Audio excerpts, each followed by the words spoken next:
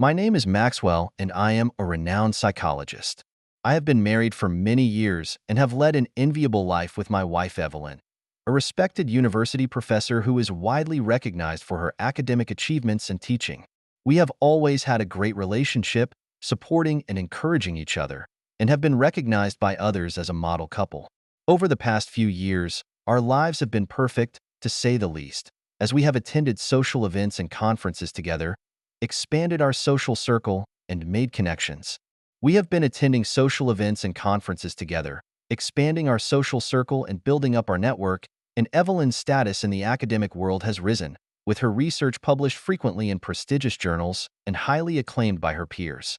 My counseling career has also flourished, and I have helped countless people in emotional and psychological difficulties to get out of the darkness. Our family life is also very harmonious. Despite our busy schedules, we always find time for each other. We take walks together, chat, and share our lives and thoughts. We also often organize family gatherings and invite friends and relatives to our home. Looking back, those were some of the happiest, most carefree days of my life. Evelyn and I had a strong love and trust for each other, and together we built a perfect family with an enviable career and life. What I didn't realize at the time was that behind this seemingly perfect life, a crisis was brewing, and that Evelyn's changes, our estrangement, and the young writer named Theodore were the triggers for the tragedy of the marriage. If I had recognized these signs earlier, could I have avoided all the misery that followed? Or was there already an unbridgeable rift in our marriage that was covered by superficial happiness? Anyway, what happened next changed the course of my life and made me re-examine myself and the world. And it all started with Evelyn's unusual behavior. In retrospect, Evelyn's changes began about a year ago.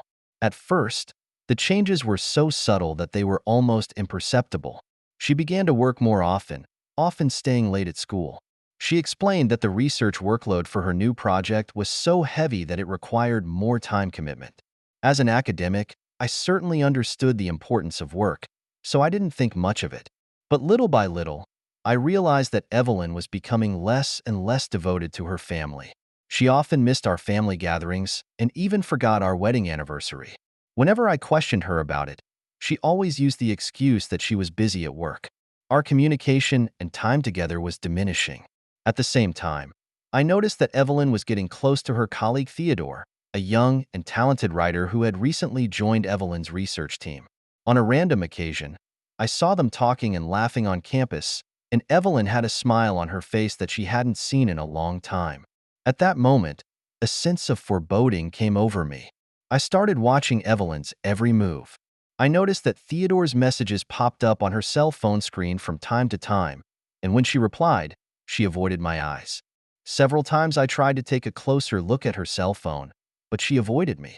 Late one night, Evelyn's cell phone suddenly rang. I caught a glimpse of Theodore's name on the screen, and alarm bells went off. However, when I pressed, Evelyn was vague and said she was discussing something at work. My heart was full of doubts and uneasiness. On the one hand, I didn't want to trust my sharp intuition. On the other hand, Evelyn's unusual behavior didn't convince me. There was an invisible gap and suspicion between us, but I was never willing to break the window. I tried to numb myself with work and put all my energy into counseling. I took on more cases and often worked late into the night at the office. But no matter how much I tried to avoid it, the doubts in my heart were still lingering. I began to wonder if I was suffering from delusions of victimization, or if I was too sensitive and paranoid. As a psychologist, I know better than anyone the horror of paranoia. I tried to convince myself to believe in Evelyn and our marriage. But deep down inside, the foreboding feeling never went away. I knew that sooner or later, our marriage would come to an end. I must find out the truth, even if the truth may make me feel miserable. In this way, I quietly launched an investigation, trying to unravel the clouds of suspicion hanging over our marriage. In order to find out the truth, I decided to take action. I knew I couldn't do it alone and had to find someone I could trust to help me. I thought of my assistant, Scarlett, who was a very smart and loyal girl who was very supportive of my work and my life. I told her about my suspicions and Evelyn's erratic behavior, hoping to get her help. Scarlett was very understanding of my situation and said she would do everything she could to help me find out the truth. We agreed on a plan to start with Theodore and see if we could find anything between him and Evelyn. Over the next few weeks, Scarlett and I split up and secretly investigated Evelyn and Theodore's every move. We looked into Theodore's background, trying to figure out his weaknesses and weaknesses. At the same time, we set up eyes and ears in Evelyn's neighborhoods to keep tabs on her whereabouts. A breakthrough in our investigation came when Scarlett found out that Theodore often booked rooms at a hidden hotel that Evelyn had been seen visiting on several occasions. My heart was overwhelmed with anger and sadness, but I forced myself to stay calm and continue the investigation. We also hacked into Theodore's computer and found a large number of private emails between him and Evelyn. The emails were filled with explicit language and graphic photos that made me sick to my stomach. It turned out that where I couldn't see, my wife and this man had already staged a dirty affair. What broke my heart the most was that in one of her emails, Evelyn mentioned that she was tired and dissatisfied with our marriage. She complained that I was so focused on my work that I was ignoring her feelings. She said she found passion and excitement in Theodore, which was missing from our marriage. When I saw that, I couldn't lie to myself anymore. I couldn't make any more excuses for Evelyn. The woman I loved, the wife I trusted, had stabbed me in the back, destroyed our marriage, and broken my heart. I felt so turned around, so angry. I wanted to run up to Evelyn and ask her why she was doing this to me. But reason told me that I had to calm down and not act impulsively.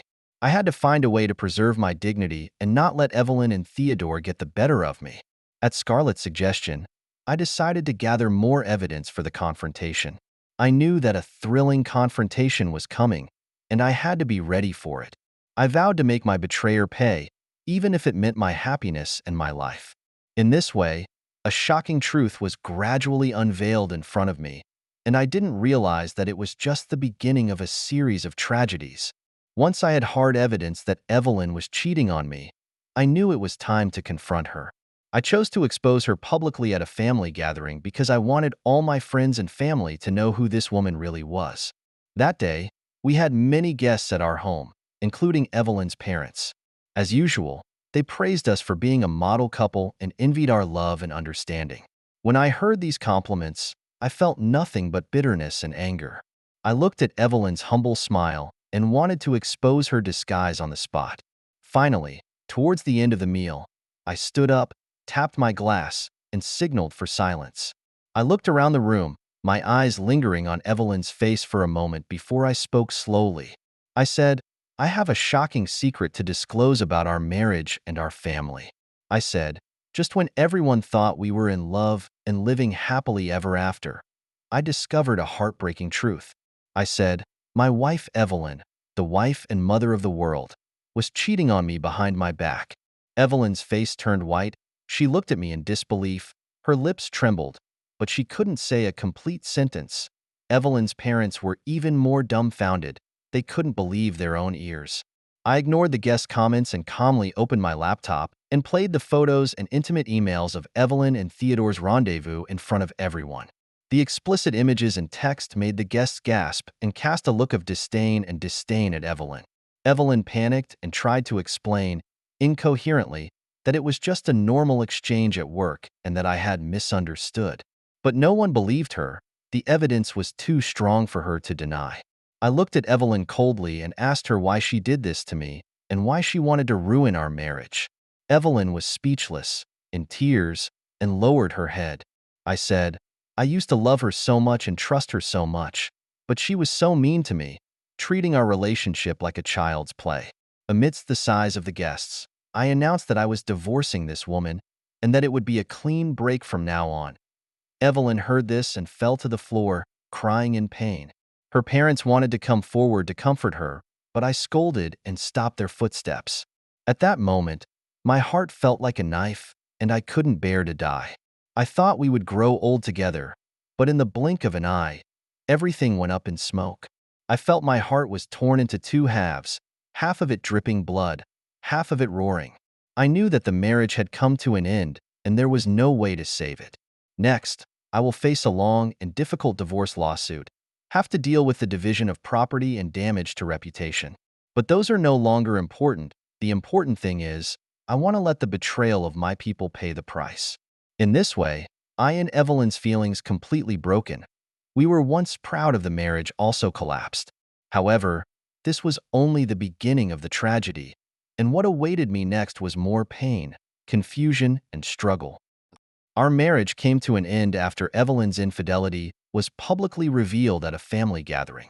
We began the long and painful process of divorce, which was one of the darkest and most painful periods of my life. At first, Evelyn tried to win me back, begging me to forgive her for her mistakes and give her a chance to start over. But my heart was completely dead, and I couldn't accept any more of her explanations or begging. In my opinion, she is a complete liar, cheated my feelings, betrayed our marriage vows. I could never trust her again and let her hurt me again. So, I took the plunge and filed for divorce. However, I had no idea that the process would be so difficult and painful, and Evelyn was so upset with my decision that she tried to obstruct the process and delay it in any way she could. She hired a team of lawyers to try to gain an advantage in the division of property. She even spread rumors that I had cold-shouldered her and driven her to desperation. I felt angry and helpless in the face of Evelyn's tactics. I had to spend a lot of time and energy dealing with legal matters, collecting evidence, and preparing for the trial. These complicated matters seriously affected my work and life, and made me physically and mentally exhausted. Sometimes, I even wondered if I had made the right decision to forgive Evelyn and continue the broken marriage. But every time I think of Evelyn's betrayal, the memories that hurt so much, I know I have no choice. I couldn't allow myself to continue living in a marriage built on lies and deceit. I had to free myself, even at the cost of great pain and loss.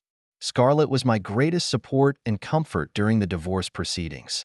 Not only did she help me at work, dealing with all kinds of legal documents and financial issues, but she also cared for me emotionally to the best of her ability. Whenever I felt desperate and devastated, she was always by my side, chatting with me and encouraging me to persevere. Without her help, I don't know if I would have made it through that difficult time. Evelyn and I's divorce was finally finalized after several months of tug-of-war.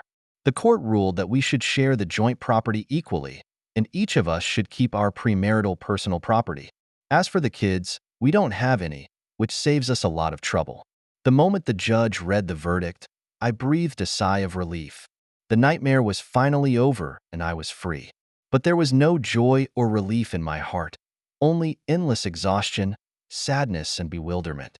I knew that divorce was only the first step in solving the problem.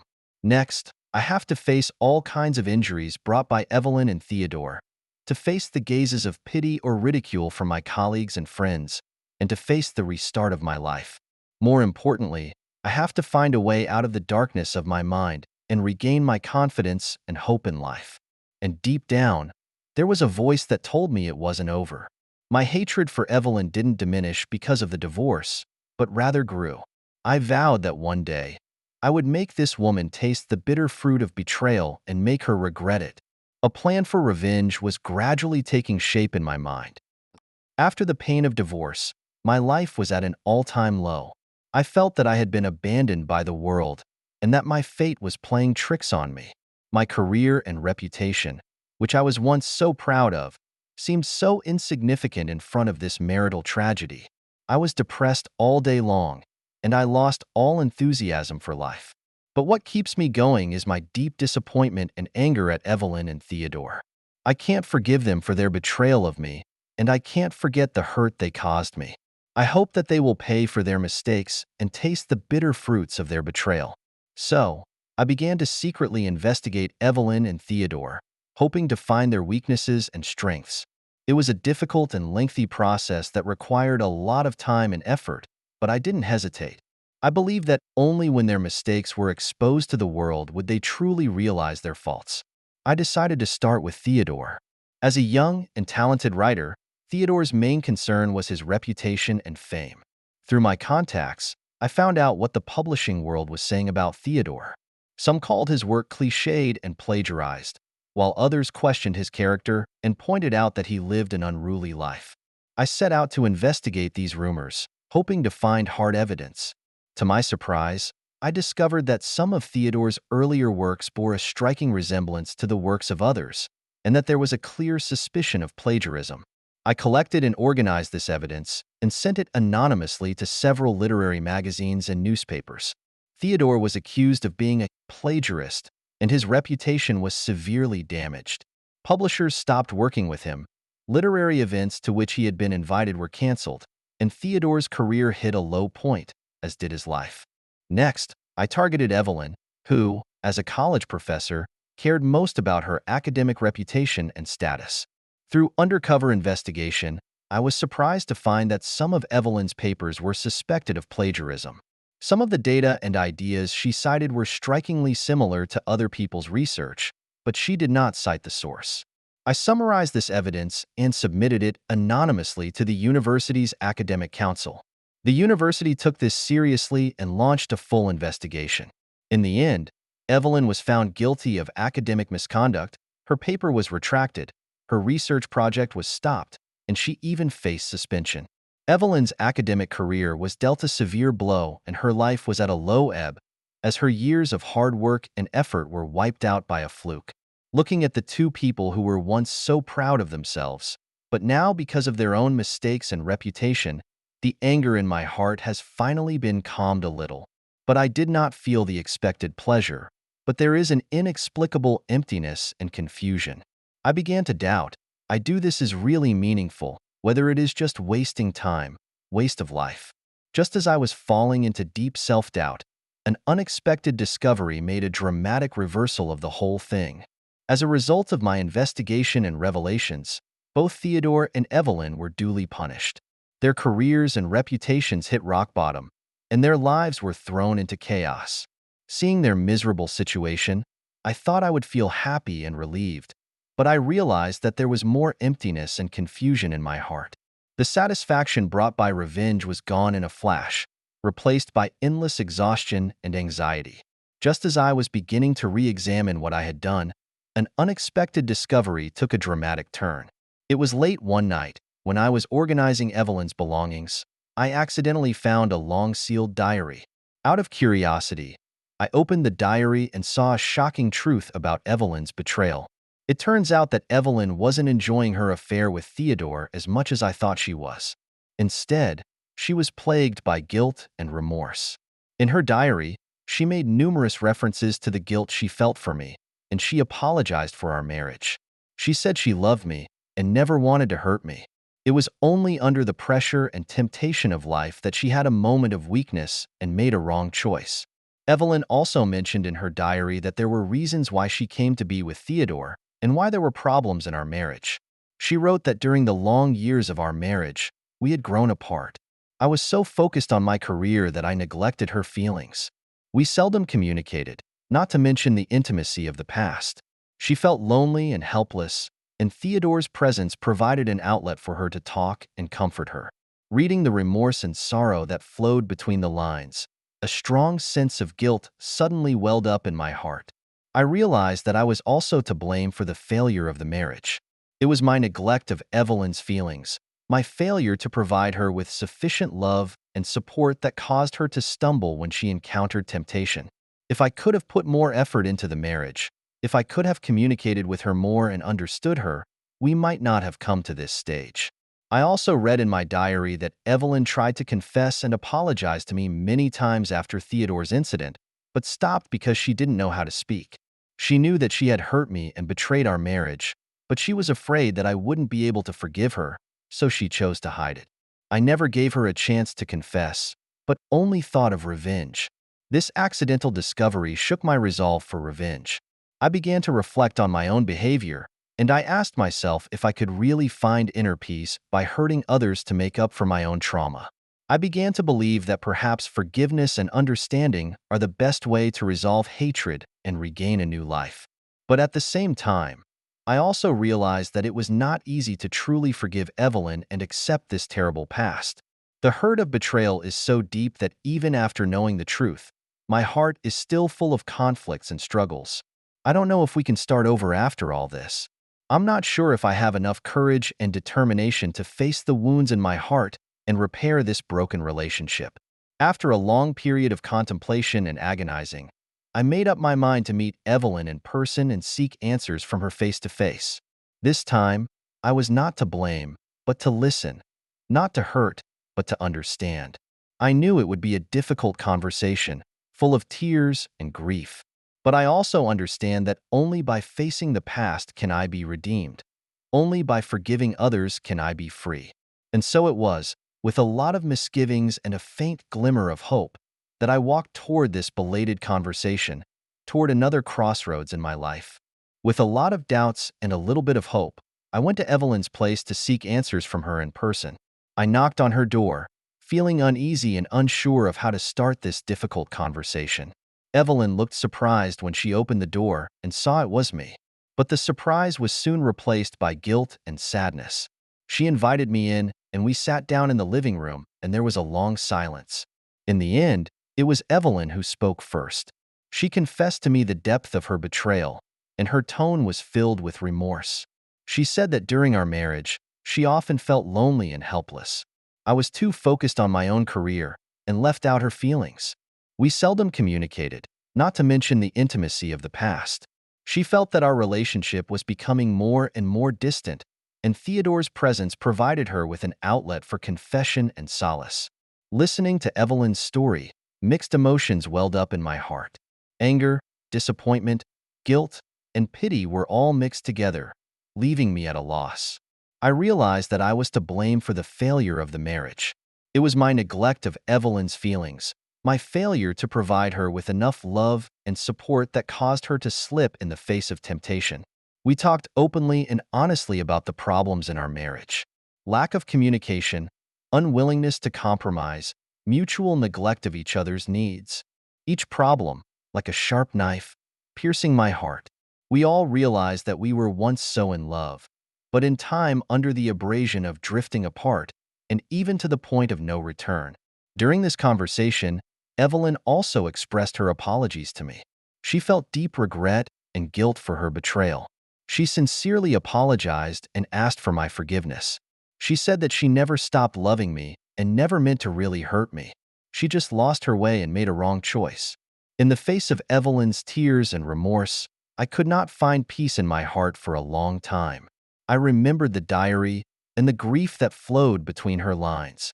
I realized that if we had given each other more understanding and tolerance in our marriage, and if we had faced our problems honestly instead of running away from them, we might not have come to this point. Finally, after a long silence, I told Evelyn that I forgave her. It wasn't an impulse, but a choice that came from my heart. I realized that forgiveness didn't mean that I could forget the pain or the past, but it meant that I was willing to give each other a chance to start over, to let go of the hatred, and to face the possibilities of the future together. We all know that to repair this broken relationship and rebuild trust in each other is not an overnight success. It takes time, it takes patience, and it takes effort from both sides. But at least, we took the first step. At least, we have the courage to face the past, to seek redemption.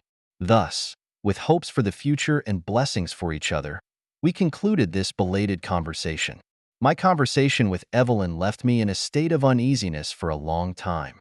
Her confession and remorse touched the softest part of my heart. I began to really reflect on the marriage and my role in it. I realized that in the process of pursuing the so-called justice and fairness, I seemed to have lost myself and forgotten the true meaning of life. I remembered what my father had once told me. Forgiving others is actually liberating yourself. At the time, I didn't think it was just an old man's cliché. But now, I truly understand the meaning of this saying. The reason why I was obsessed with revenge and hatred was because of the pain and disappointment in my heart. I tried to make up for my trauma by hurting others, not realizing that it would only make my soul suffer more. I began to try to let go of my hatred for Evelyn and Theodore, of my past. It wasn't easy. The pain was etched into my bones and had become a part of my life. But I realized that if I couldn't let go, I would never be truly free and liberated. I re-examined my life, my values and pursuits. I realized that in the process of pursuing career success and social status, I seemed to have neglected the more important things in life: love, forgiveness, and understanding. For the sake of the so-called dignity and face, I hurt the people closest to me and myself. I decided to make a change and start a new life. I quit my job, said goodbye to my familiar city, and came to an unfamiliar place. I wanted to reacquaint myself with a new environment and re-examine the meaning of life. In this quiet town, I began to learn to talk to my heart and to listen to my own voice. I tried meditation, yoga, and reading philosophy books to find peace of mind. Gradually, I felt that my inner wounds began to heal, and I felt that the pain and darkness of the past began to dissipate. I began to think about how I could truly forgive Evelyn and Theodore and myself. I realized that true forgiveness is not just a verbal statement, but a choice that comes from the heart. It requires me to let go of my ego and put myself in the other person's shoes. It requires me to accept human flaws and recognize that everyone makes mistakes. So, one fine morning, I wrote Evelyn a long letter. In it, I expressed my apologies to her for my shortcomings in the marriage. I told her that I forgave her for her betrayal as well as my own mistakes. I hoped that we could put the past behind us and start over, even if only as friends. After writing this letter, I felt a sense of relief that I had never felt before. It is as if a heavy burden has been lifted from my heart. I realized that by forgiving Evelyn, I am also forgiving myself. By letting others go, I am also letting myself go. After going through this emotional storm and completing the journey of self-redemption, I began to re-examine my life. I realized that my previous life, though seemingly glamorous, was actually full of vanity and emptiness. I was pursuing external achievements and recognition from others, but ignoring the true voice of my heart. I decided to make a change and start a new life. I sold my property in the city and moved to a quiet town. Here, without the hustle and bustle of the city, I was able to re-examine myself and explore the true meaning of life. I started to try something new in my life. I learned to meditate, sitting in the sunrise every morning and listening to my breath. I started to keep a diary to record my life, my feelings, and my growth. I made new friends from different backgrounds, but all with simple and pure hearts. Gradually, I found myself becoming more and more at peace. Those obsessions and resentments that used to bother me seemed to have gone away. I began to learn to be grateful for every experience in my life, whether it be laughter or tears. I realized that it is these experiences that have shaped me into the person I am today, making me a more mature and open-minded person. In the process, I also re-examined my career. I realized that although my previous job had given me a high social status and great rewards, it didn't really give me a sense of satisfaction. I wanted to do something more meaningful and helpful to others. So, I decided to take up the profession of psychology again, but this time, I was no longer limited to theoretical research and academic discussions. I began to apply my knowledge to help people who were also suffering from emotional trauma. I opened a free counseling room in my community to provide guidance to those who have lost their way and to brighten the hopes of those who are in trouble. Whenever I see a smile on the face of a counselor or hear a sincere thank you from them, I feel heartfelt relief and satisfaction. I realize that this is the life I really want, a simple but meaningful life. In my new life, I have gradually opened my heart and embraced love again. I met Sophie, a simple and kind girl. Her appearance, like a ray of sunshine, shone into my once closed heart. We were attracted to each other, sympathized with each other, and decided to spend the rest of our lives together. On the day of the wedding, I invited Evelyn, and when she showed up at the church, we exchanged a heartfelt smile.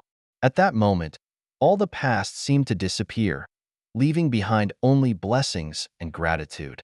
I realized that it is because of that experience that I am who I am today, that I have a sense of life and an understanding of love. Standing next to Sophie, in front of my friends and family, I felt happier and more satisfied than ever. I knew that this was the beginning of a new life, a new beginning in life.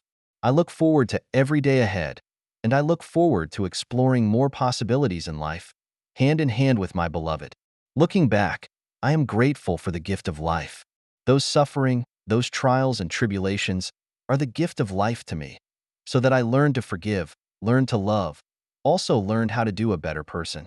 I understand that the meaning of life is not in the end, but in the journey, not in the results, but in the process.